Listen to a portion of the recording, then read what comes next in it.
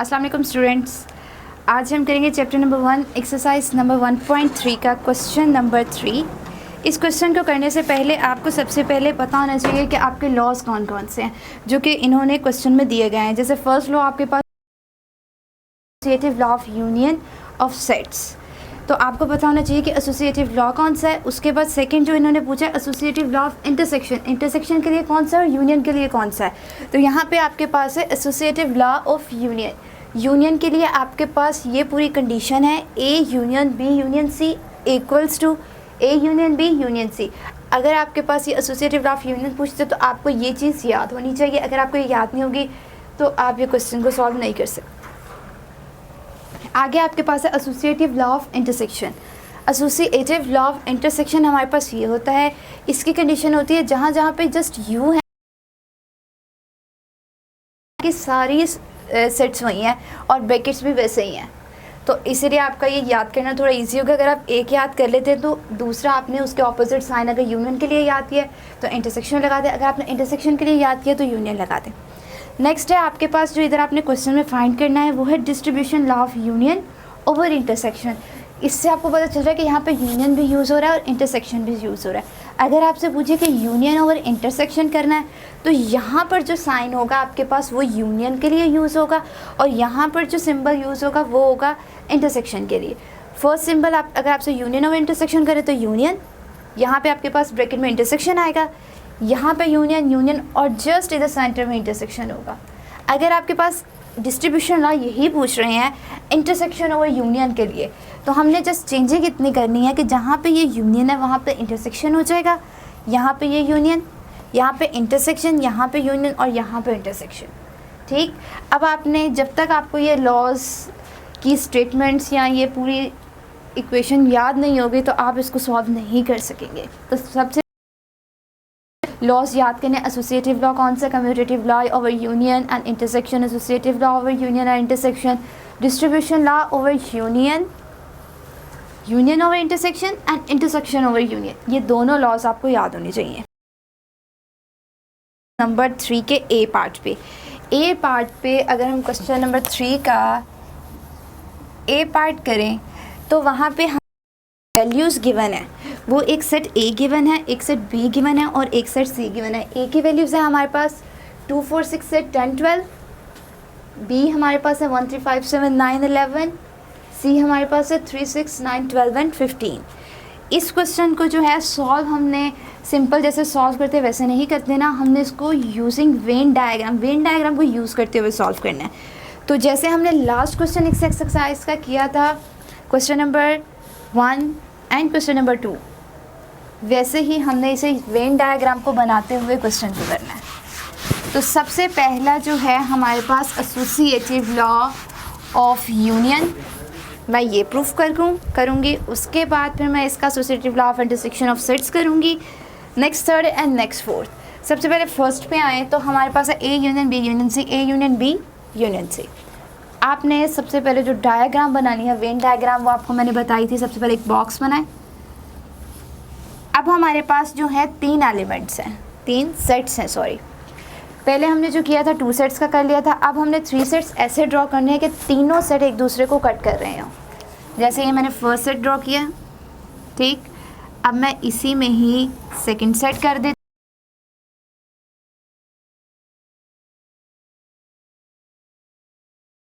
मेरे पास सेट ए, ये हो गया सेट बी, ये हो गया सेट सी।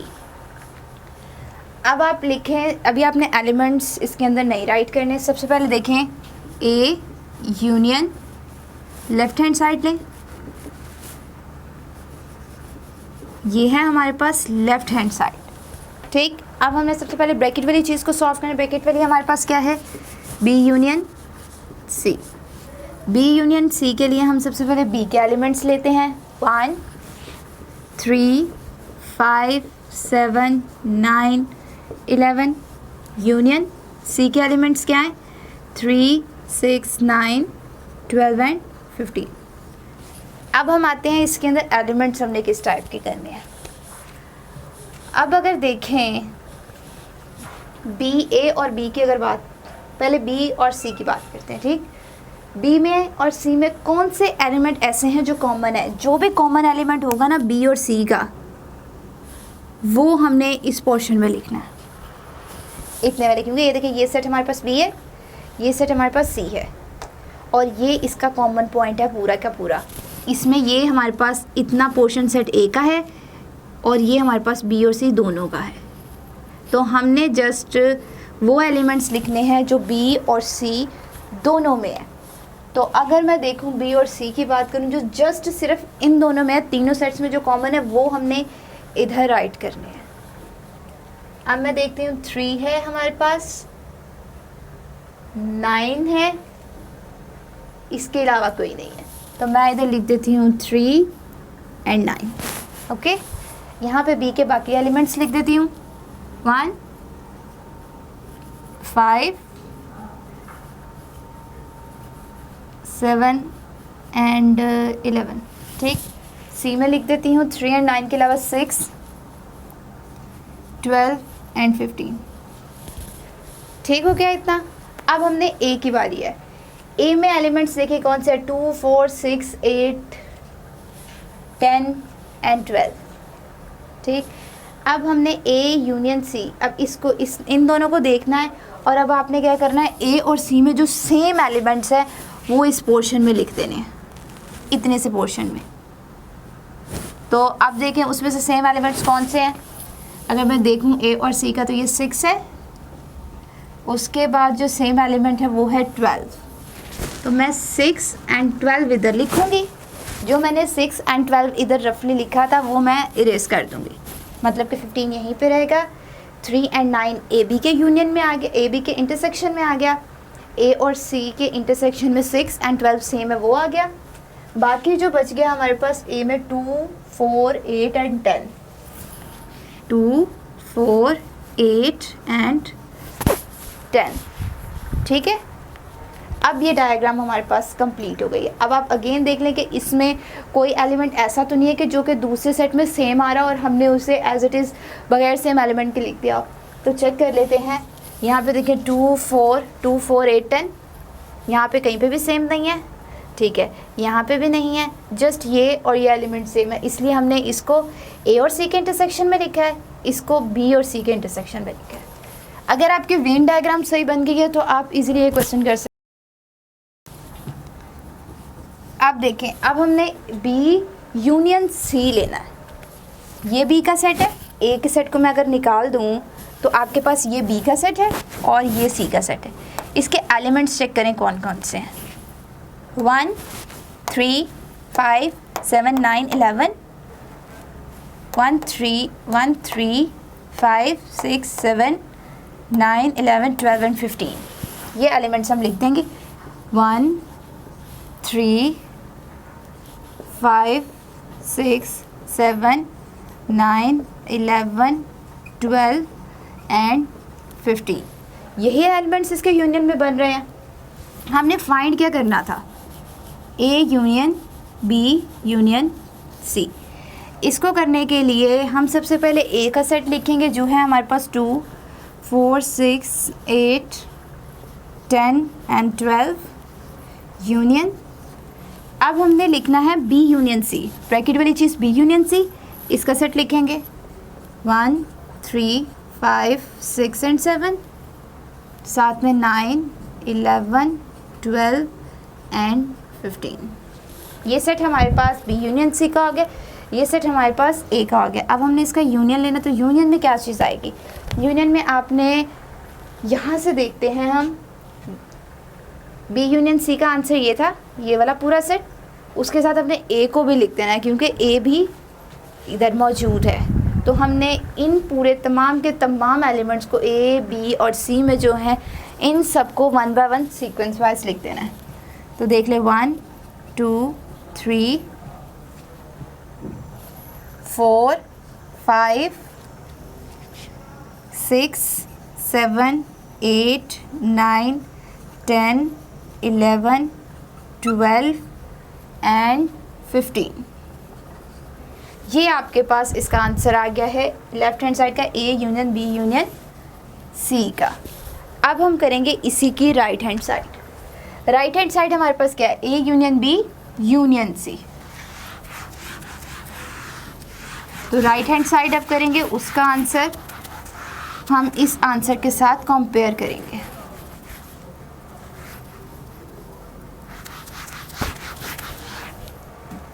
राइट हैंड साइड की हमारे पास A union B union C, ये हमारे पास है राइट हैंड साइड। सबसे पहले हम ब्रैकेट वाली चीज़ को सॉल्व करेंगे, ए यूनियन बी को।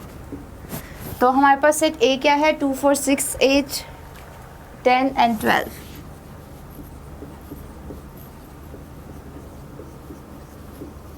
यूनियन बी हमारे पास क्या है, 1 3 5 7 9 एंड 11।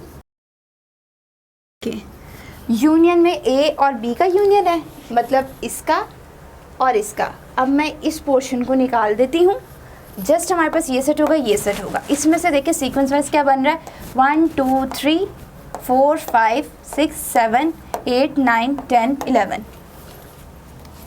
इनको लिख देंगे 1 2 3 4 5 6 7 8 9 10 11 एंड 12। ओके, ये हमारे पास आ गया ए यूनियन बी। हमने क्या फाइंड करना था, A union B union C. तो इसके लिए लिखेंगे A union B union C. A union B का आंसर हमारे पास क्या है, 1 2 3 4 5 up to so on 12। 1 2 3 up to so on. C हमारे पास क्या है, 3 6 9 12 एंड 15। 3 6 9 12 एंड 15। ओके, अब आपने करना है इसका यूनियन। तो यूनियन का मतलब कि आपके पास ए यूनियन बी मीन्स इन दोनों का यूनियन भी है, साथ में हमारे पास सी भी इंक्लूड हो गया है।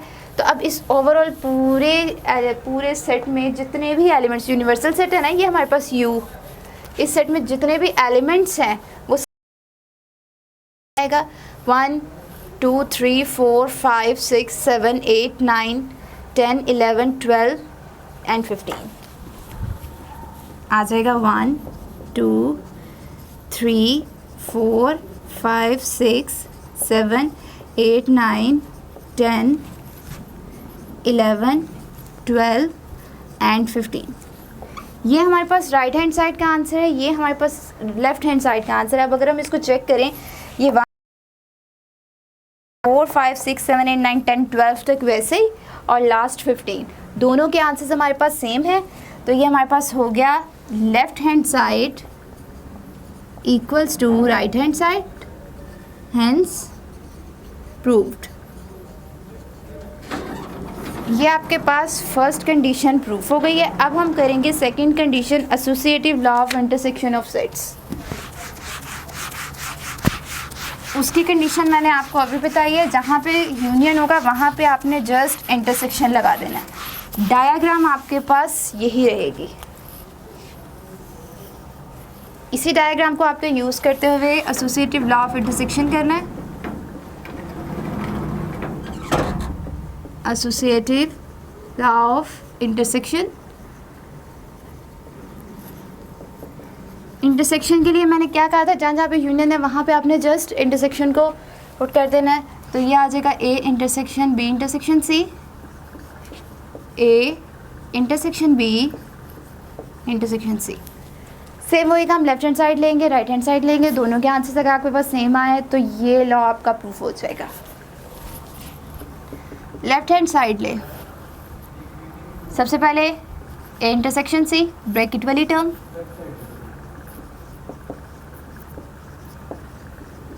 ब्रैकेट वाली टर्म है हमारे पास बी इंटरसेक्शन सी। बी की वैल्यूज है 1 3 5 7 9 एंड 11।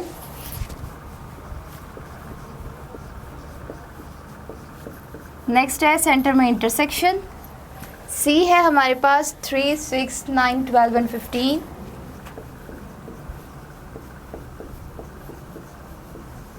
अब मैं लूँगी इसका इंटरसेक्शन। इंटरसेक्शन हमने ऐसे नहीं लेना, वेन डायग्राम से लेना। किसकी बारी हो रही है, बी और सी सेट की। बी और सी सेट की अगर बात कर रहे हैं तो देखें इंटरसेक्शन में हम, इंटरसेक्शन का मतलब कि कॉमन पार्ट बी और सी का हमारे पास ये बन रहा है। ये इसमें हमारे पास 3 एंड 9 ये कॉमन है। तो हमारे पास इसका इंटरसेक्शन आ जाएगा 3 और 9। ओके, नेक्स्ट अब हमने क्या करना है, ए इंटरसेक्शन बी, हमें यही चाहिए था, A intersection B intersection C. A का सेट क्या है, 2 4 6 8 10 एंड 12।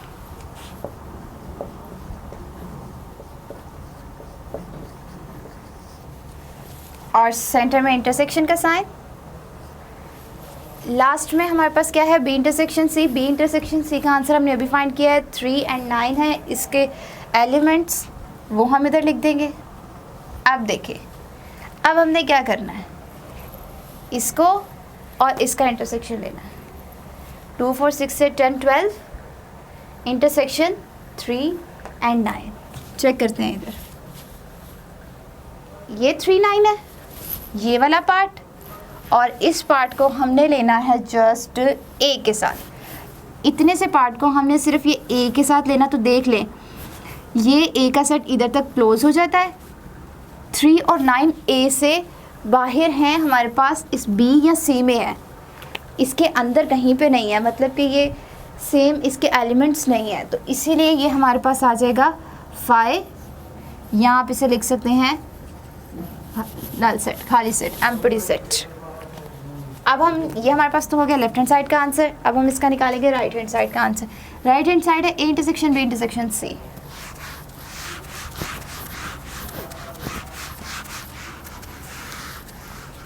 राइट हैंड साइड अगर मैं लूँ इसकी, A intersection B intersection C, ये हमारे पास है इसकी राइट हैंड साइड।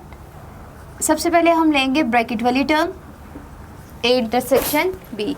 उसके लिए क्या होगा, सबसे पहले ए के एलिमेंट्स लिखेंगे 2 4 6 8 10 12, इंटरसेक्शन बी क्या है 1 3 5 1 3 5 7 9 11।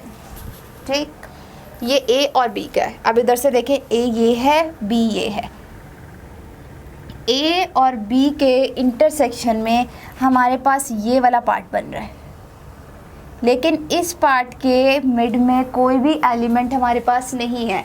तो ये किस चीज़ को शो करता है कि कोई भी एलिमेंट सेम नहीं है जो कि इस पार्ट में आ सके, इसीलिए हमारे पास ये आ जाएगा एम्प्टी सेट। ठीक, ये देखें, अगेन बताती हूँ आपको, ये सी वाला पार्ट हमने निकाल दिया, ये जस्ट ए और बी का है। ए और बी में ये वाला पार्ट हमारे पास बन रहा है इसका कॉमन पॉइंट। तो कॉमन पॉइंट में हमारे पास कोई भी एलिमेंट एग्जिस्ट नहीं कर रहा है, इसीलिए हमारे पास ये 5 आएगा। हमने फाइंड क्या करना था, A intersection B intersection C. A intersection B का आंसर तो हमारे पास एम्प्टी सेट आ गया। इंटरसेक्शन सी हमारे पास क्या है, 3 6 9 3 6 9 12 एंड 15।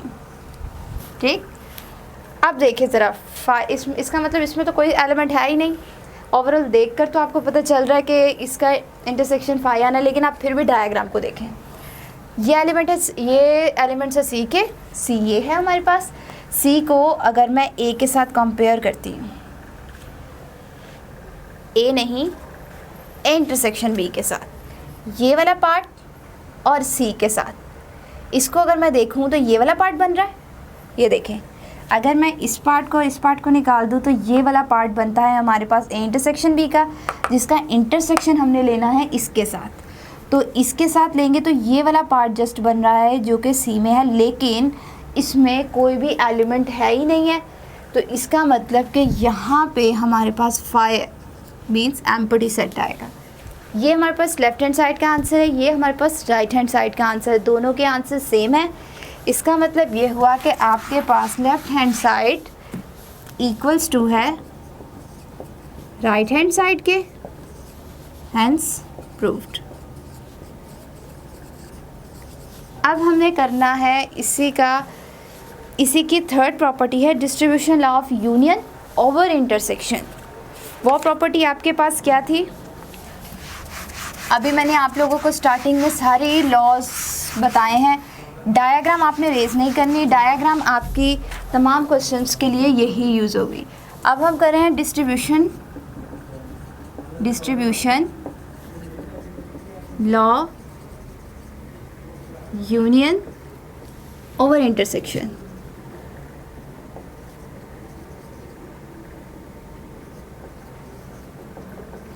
उसके लिए मैंने आपको कहा था अगर यूनियन के लिए है तो ए यूनियन आएगा, A union B intersection C, और इधर आएगा A union B intersection A union C. इसको भी हमने वैसे ही करना है। सबसे पहले हमने लेफ़्ट हैंड साइड लेनी है और उसके बाद हमने इसकी राइट हैंड साइड लेनी है और उनके आंसर्स को सेम लाना है। Left hand side equals to A intersection C. सबसे पहले हम लेंगे इसके ब्रैकेट वाली, ब्रैकेट में हमारे पास टर्म है बी इंटरसेक्शन सी। तो सबसे पहले लेते हैं बी इंटरसेक्शन सी। बी क्या है? 1 3 5 7 9 एंड 11।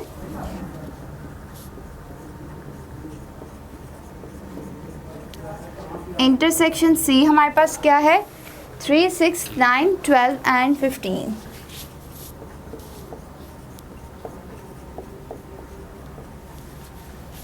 अब देखिए इसका इंटरसेक्शन क्या होगा, बी है और सी है।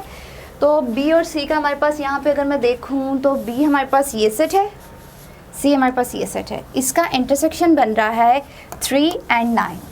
यहाँ पर मैं लिख देती हूँ 3 और 9। हमें क्या चाहिए? A union B intersection C, A union B intersection C. तो ए हमारे पास क्या है? इवन नंबर्स हैं 2 4 6 8 10 एंड 12।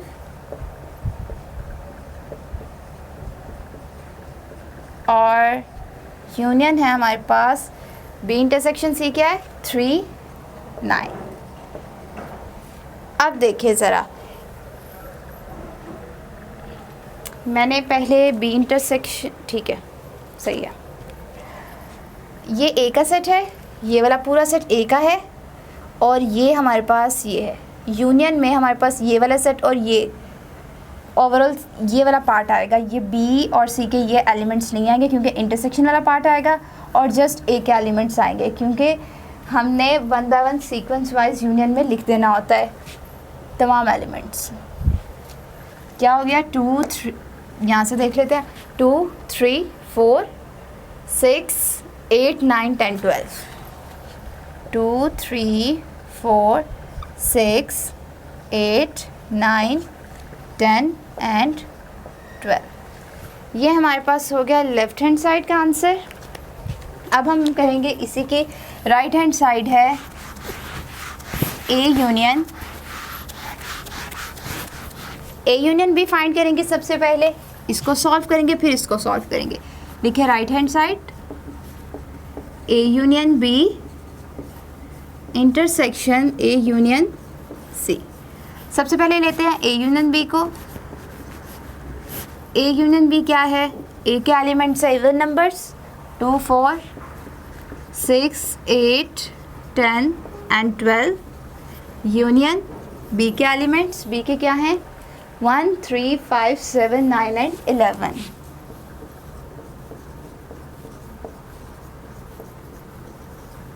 अब हमने लेना है इसका यूनियन। डायग्राम पे आ जाए, ये देखें, ए ये है हमारे पास, बी ये है हमारे पास। तो ये वाला पार्ट निकाल के जितने भी एलिमेंट्स हो गए उन्हें हमें अरेंज करके 1 बाय 1 लिख देना। जैसे 1 2 3 4 5 6 7 8 9 10 11 एंड 12। 12 तक 1 से लेकर सारे नंबर्स आ जाएंगे।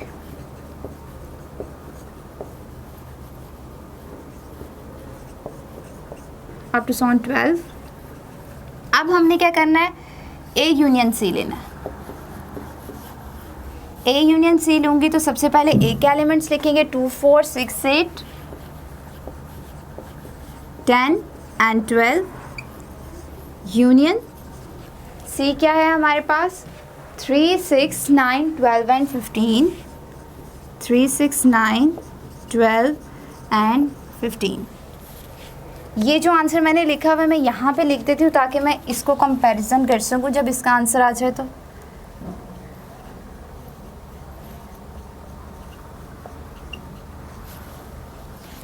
चलिए अब मैं इसको कर देती हूँ इरेज। आप देखें इनका यूनियन क्या बनेगा, ए और सी का, ए के ये एलिमेंट्स, सी के ये एलिमेंट्स, जस्ट हमने बी पार्ट निकाल देना इसमें से, तो हमारे पास बन जाएगा 2 3 4 6 8 9 10 12 15। 2 3 4 6 8 9 10 12 एंड 15, ये हमारे पास थर्ड है।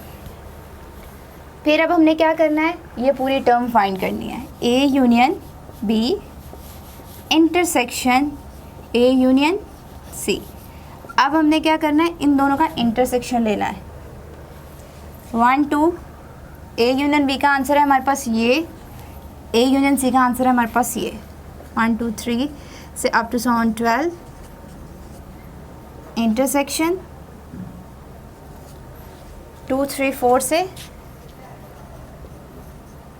2 3 4 6 8 9 10 12 एंड 15, ये है हमारे पास। अब आप इसका इंटरसेक्शन ले तो जो भी सेम एलिमेंट्स होंगे वो हमने लिख देने हैं। इसके सेम एलिमेंट्स हैं हमारे पास just 2 3 4 6 8 2 3 4 6 8 9 10 and 12।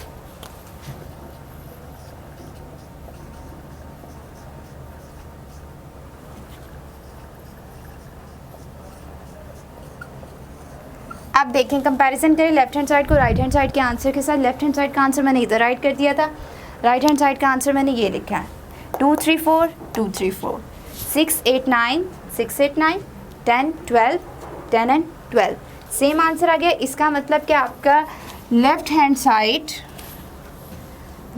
Side equals to है राइट हैंड साइड के, और ये हो गया आपकी थर्ड कंडीशन, जो थर्ड लॉ था आपका ये भी प्रूफ हो गया। अब हम करेंगे इसी का फोर्थ लॉ, जो उन्होंने हमें कहा था कि आपने करना distribution law intersection over union.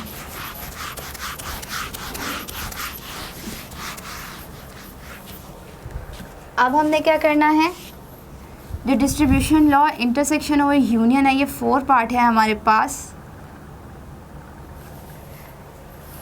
A intersection B union C equals to A intersection B union B intersection A intersection C. ये है हमारे पास distribution law of intersection over union. तो सबसे पहले लेंगे left hand side, A intersection B union C. Bracket वाली term को जैसे हम पहले सॉल्व करते हैं तो सबसे पहले हम लिखेंगे बी यूनियन सी, और उसके बाद हम क्या करेंगे, बी की वैल्यूज़ लिख देंगे और फिर सी की। सी है हमारे पास 3 6 9 12 एंड 15। यूनियन लेंगे तो हमारे पास आ जाएगा बी एंड सी का लेना है, बी सी का यूनियन ले। अब तक तो आपको याद हो गया वो कैसे लेना है, 1 3 5 1 3 5 7 9 11 एंड 15। 1 3 5 6 7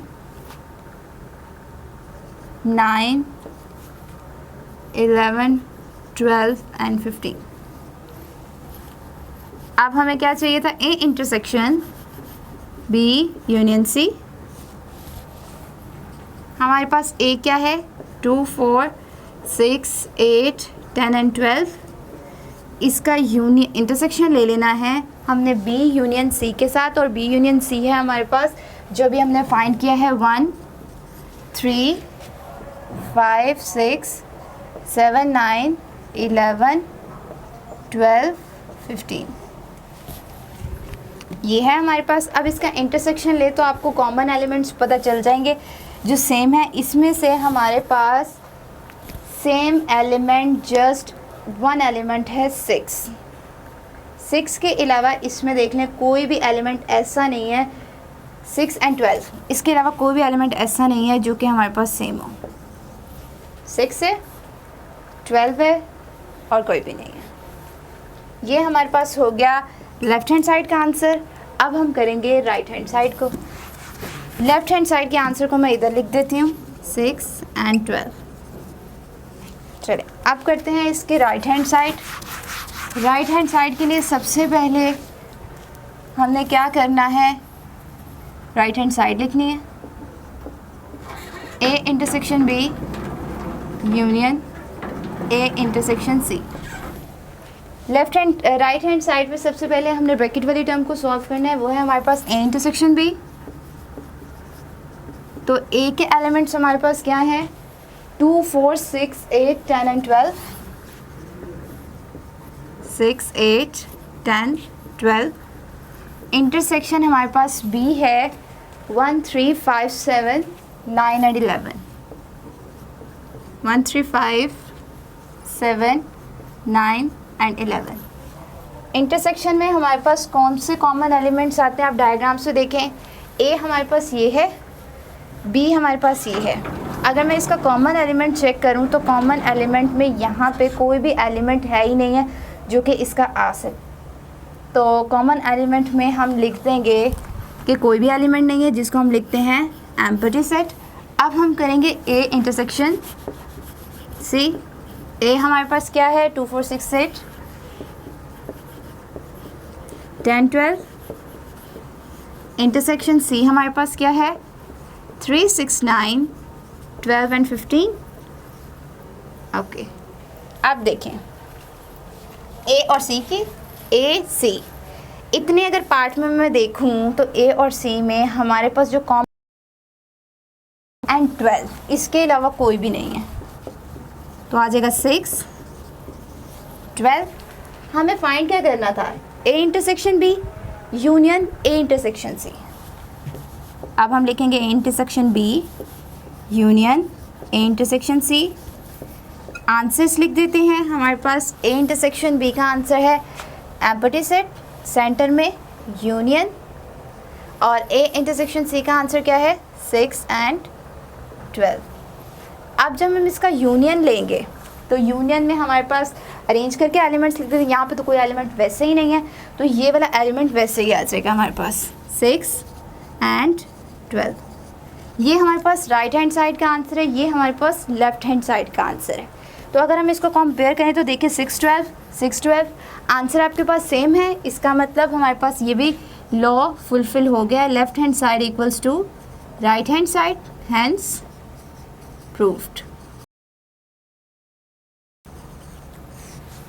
ये क्वेश्चन मैंने आपको थर्ड का A पार्ट करवाया है, जिसके 4 लॉज हमने फाइंड करने थे।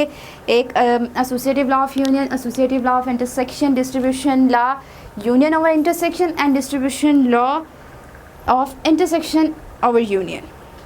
इसका A पार्ट मैंने आपको करवा दिया है। B पार्ट के मैं आपको जस्ट सेट्स राइट करवा देती हूँ कि कौन कौन से आएंगे, आपने उसको खुद एज इट इज़ ऐसे ही सॉल्व कर लेना है।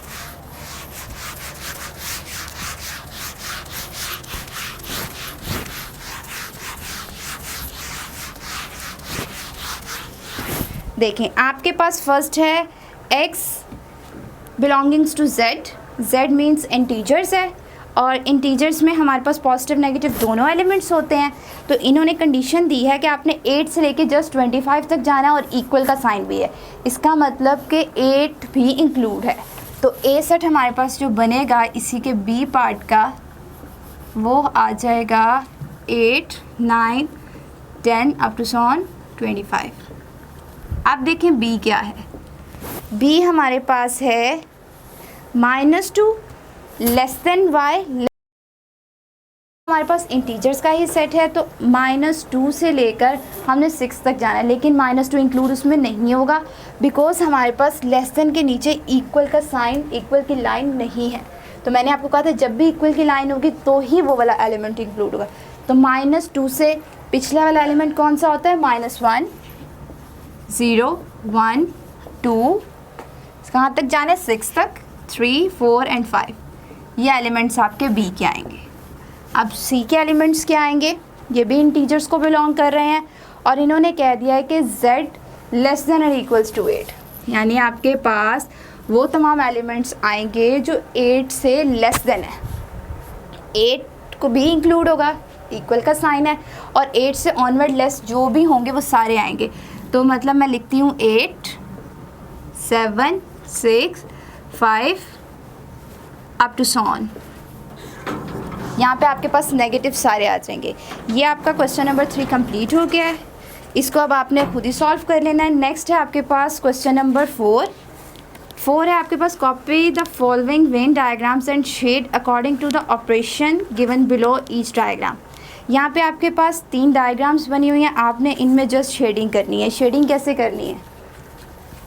फर्स्ट डायग्राम है आपके पास, अब हम करेंगे क्वेश्चन नंबर 4। क्वेश्चन नंबर 4 है आपके पास, copy the following Venn diagrams and shade according to the operation given below each diagram. यहाँ पे आपके पास 3 डायग्राम्स गिवन है और नीचे कंडीशन आपके पास लिखी हुई है, उस हिसाब से आपने इसकी शेडिंग करनी है। तो फर्स्ट डायग्राम जो है वो है आपके पास एक सेट A है, इसी के अंदर आपके पास B भी है, और ये है हमारे पास C सेट। ये है B सेट आपके पास, ये है A और ये आपके पास है C सेट। ये ओवरऑल पूरा बॉक्स जो है ये यूनिवर्सल सेट है। कंडीशन आपके पास है कि आपने बताना है कि A intersection B union C। सबसे पहले तो आपने देखना है कि A इंटरसेक्शन B में कौन से आते हैं। ये हमारे पास A है, ये हमारे पास B है। C को अगर मैं निकाल देती हूँ तो A पूरे का पूरा सेट B में कंटेन करे, तो इसका मतलब कि ये वाला पार्ट हमारे पास शेड होगा। उसके बाद अगर हम देखें C के साथ हमने इसका यूनियन लेना, यानी कि हमने इस वाले पार्ट का इस पूरे C के साथ यूनियन लेना। तो ये वाला पार्ट A और ये वाला पार्ट पूरा C यूनियन में हमारे पास तमाम एलिमेंट्स आते हैं, इसलिए ये पूरा सेट शेड होगा। सेकंड है हमारे पास शेडिंग में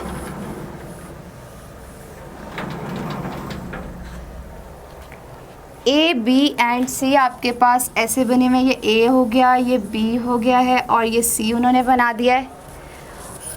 ये है आपके पास A, ये है आपके पास B और ये है आपके पास C। कंडीशन है आपके पास A union B intersection C। सबसे पहले हम ब्रैकेट वाली चीज़ को देखते हैं। तो A यूनियन B, A और B के यूनियन में क्या चीज़ आ रही है? हमारे पास ये वाला पार्ट आएगा, C को निकाल के हमारे पास ये वाला पूरा पार्ट आ जाएगा A यूनियन B में। लेकिन अभी शेड नहीं करना आपने, इंटरसेक्शन हमने इसका लेना है C के साथ। तो जब हम इस पूरे पार्ट का इंटरसेक्शन इस सेट के साथ देंगे तो इंटरसेक्शन में मेरे पास जस्ट ये कॉमन पॉइंट आ रहा है C के साथ, तो ये वाला पार्ट हमारे पास शेड होगा जस्ट। ठीक, अब इसका जो है हमारे पास थर्ड डायग्राम है हमारी इसकी लास्ट इस टाइप की।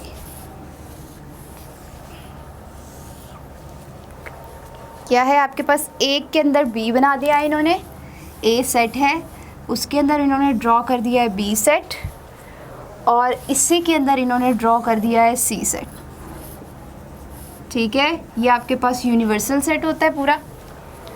अब कंडीशन क्या है आपके पास, A intersection B union C। ठीक है, आपने इसे कैसे करना है? A इंटरसेक्शन B देखेंगे सबसे पहले क्या है, ये A है, ये पूरा सेट A है, ये पूरा सेट B है। C को निकाल दें तो इंटरसेक्शन में आपके पास B में ये B वाला पूरा सेट आएगा, क्योंकि B A के अंदर है, तो A के तमाम एलिमेंट्स B में मौजूद हैं। तो इंटरसेक्शन में सेम एलिमेंट्स आते हैं, इसलिए ये वाला पार्ट आ जाएगा। जब हमने इसका यूनियन लेना है, इस वाले पूरे जो मैंने शेड किया है इसका यूनियन लेंगे C के साथ, तो C वाला पूरा पार्ट भी आ जाएगा, क्योंकि यूनियन में A और B यानी जो भी एलिमेंट्स, जो भी सेट्स दिए होते हैं उनके तमाम एलिमेंट्स आते हैं। तो ये वाला पार्ट भी आपका शेडिंग में आ जाएगा। ठीक, ये आपकी हो गई है आज एक्सरसाइज 1.3 कंप्लीट। अब नेक्स्ट लेक्चर में हम इसकी रिव्यू कर लेंगे।